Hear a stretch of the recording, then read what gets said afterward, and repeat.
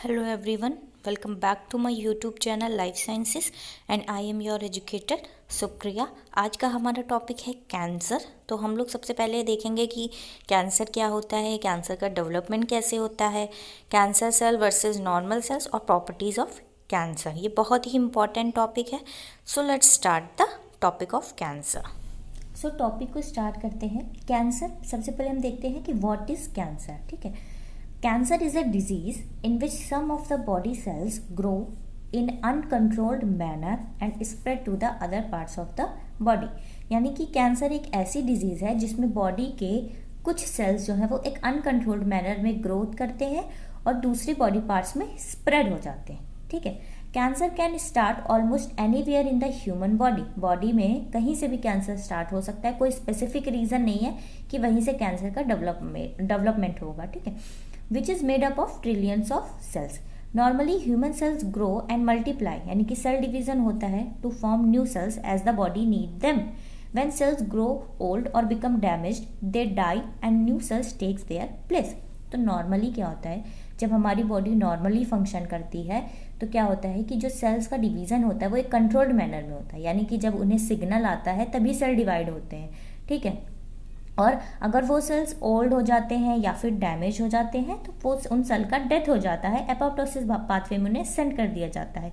लेकिन cancer cells क्या होते हैं कि कैंसर सेल्स एक अनकंट्रोल्ड मैनर में ग्रोथ करते हैं। ठीक है, उन्हें सिग्नल आए या ना आए उन्हें कोई फर्क नहीं पड़ता, वो इंडिपेंडेंट टू ग्रोथ सिग्नल्स। ठीक है, सो उनकी जो प्रॉपर्टीज होती है इंडिपेंडेंट टू ग्रोथ सिग्नल, यानी कि उन्हें ग्रोथ सिग्नल का एक मतलब ग्रोथ करने के लिए सिग्नल का रिक्वायरमेंट नहीं होता है। यही होता है कैंसर। सो सिंपली कैंसर एक ऐसी डिजीज है जिसमें बॉडी के सेल्स एक अनकंट्रोल्ड मैनर में ग्रोथ करते हैं and spread to the other parts of the body, other parts of the body में स्प्रेड होते हैं। But sometimes this orderly process breaks down and so abnormal और damage cells grows and these cells में forms tumour. ठीक है, तो जैसे ये जो प्रोसेस को बताया गया है कि नॉर्मली क्या होता है, नॉर्मल ह्यूमन सेल्स ग्रो करते हैं, मल्टीप्लाई होते हैं। ठीक है, और जैसे जैसे उनकी बॉडी को नीड होती है नए सेल्स की, जब वो ओल्ड होते हैं, डैमेज होते हैं तो उनका डेथ हो जाता है। लेकिन अगर ये प्रोसेस क्या हो जाए, ये ऑर्डर में ना चले, ठीक है, यानी कि ब्रेक्स डाउन हो जाए, सो जो एबनॉर्मल और डैमेज सेल्स है उनका तो डेथ ही नहीं होगा,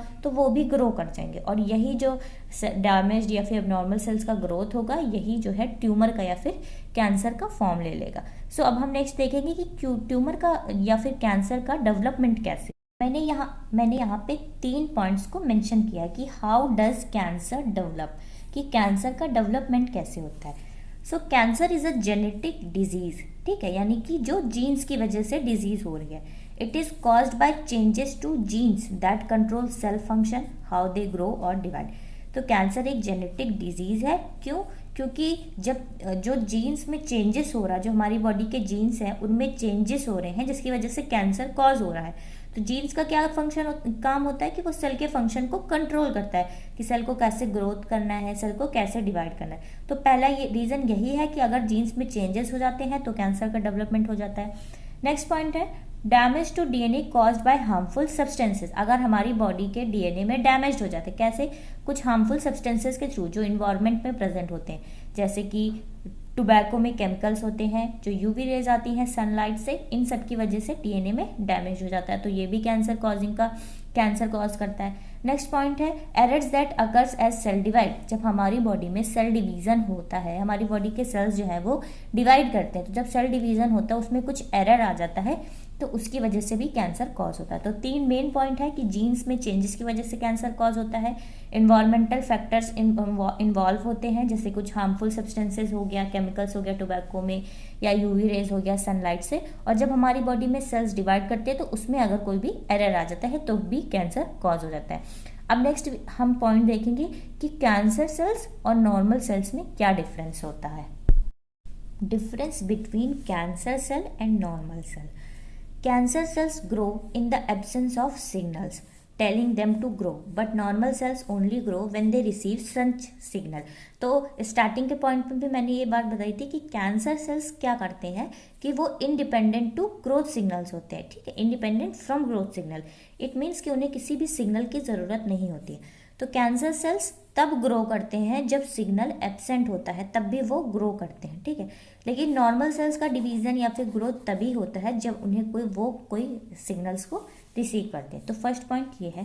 नेक्स्ट पॉइंट है cancer cells divide in an uncontrolled manner, यानी कि कोई भी कंट्रोल नहीं है कि उन्हें इतने बनने हैं, वो डिवाइड होते रहते हैं continuously. But normal sales divide in a controlled manner, क्योंकि नॉर्मल सेल्स को तो सिग्नल आता है, जब वो सिग्नलिंग को रिसीव करते हैं तभी वो डिवाइड होते हैं।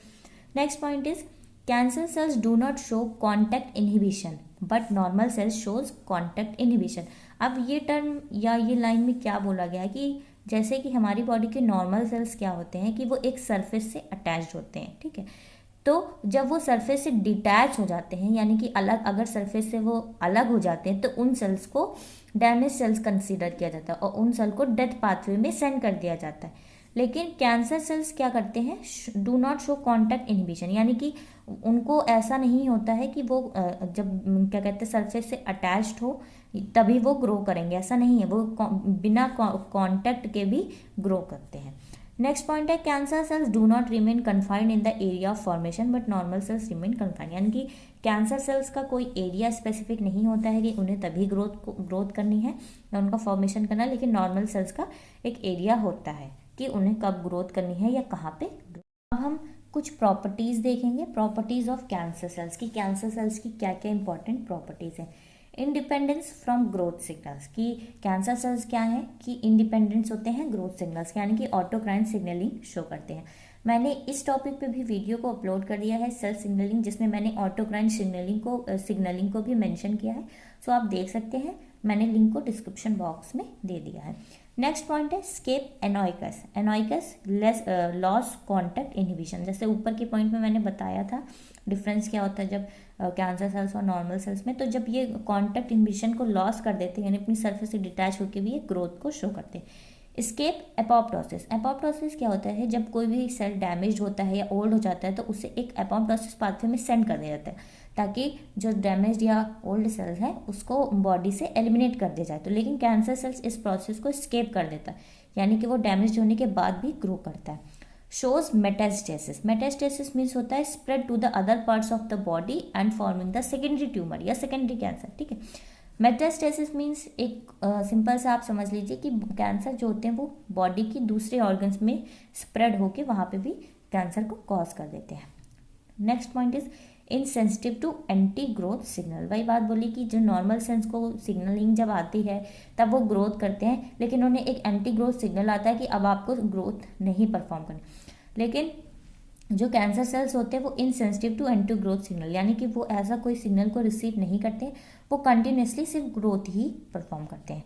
अनकंट्रोल्ड रिप्लिकेशन भी यहाँ पे होता है, जैसे अनकंट्रोल्ड डिवीजन होता है, डीएनए रिप्लिकेशन होता है। Shows Warburg effect, Warburg effect क्या होता है कि जैसे जो नॉर्मल सेल्स होते हैं जब बॉडी में सेल्स को डिवाइड होना होता है तो उन्हें कुछ एनर्जी का रिक्वायरमेंट तो होता ही है, तभी बॉडी के सेल्स डिवाइड होते हैं।